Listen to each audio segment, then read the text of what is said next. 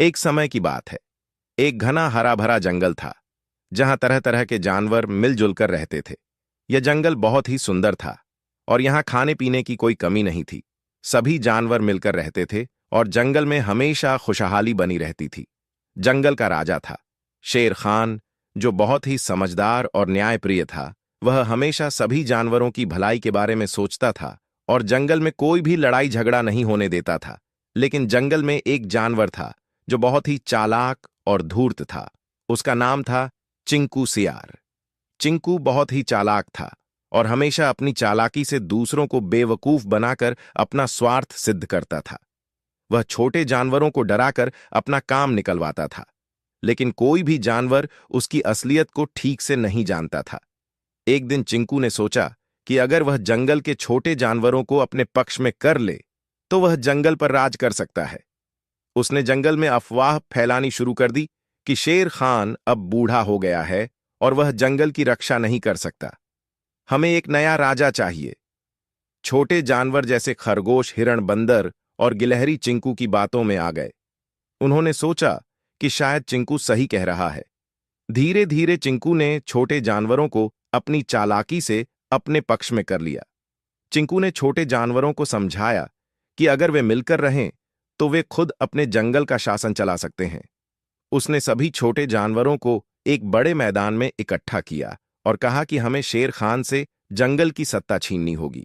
सभी छोटे जानवरों ने मिलकर हां में हां मिलाई और चिंकू के साथ हो गए।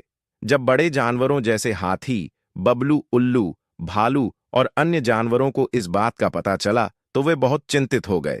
वे जानते थे कि चिंकू बहुत चालाक है और वह छोटे जानवरों को गलत रास्ते पर ले जा रहा है। सभी जानवर शेर खान के पास गए और उन्हें सारी बात बताई।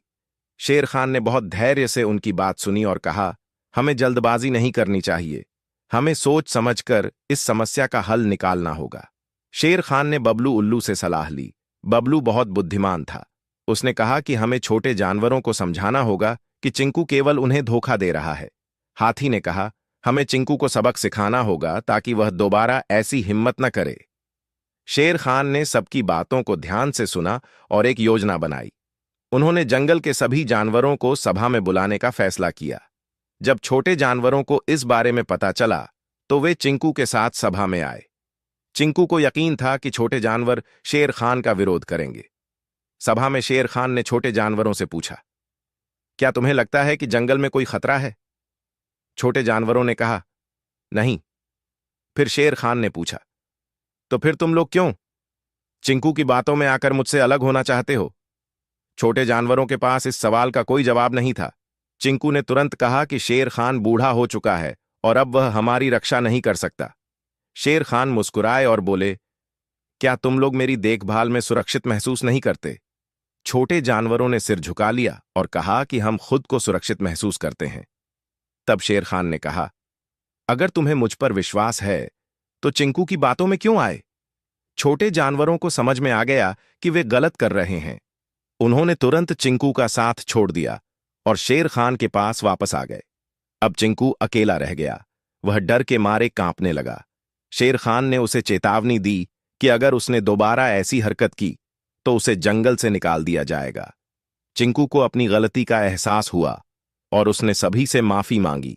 शेर खान ने उसे माफ कर दिया, लेकिन उसे चेतावनी दी कि आगे से वह कोई चालाकी नहीं करेगा। इस घटना के बाद जंगल में फिर से शांति लौट आई। छोटे जानवरों ने समझ लिया कि एकता में ही शक्ति होती है और किसी के बहकावे में नहीं आना चाहिए। उन्होंने यह भी सीखा कि जब भी कोई मुश्किल आए तो घबराने की बजाय शांत रहकर सोचना चाहिए और सही निर्णय लेना चाहिए। अब जंगल में सभी जानवर मिलकर खुशी खुशी रहने लगे। चिंकू ने भी अपनी चालाकी छोड़ दी और मेहनत से अपना जीवन बिताने लगा।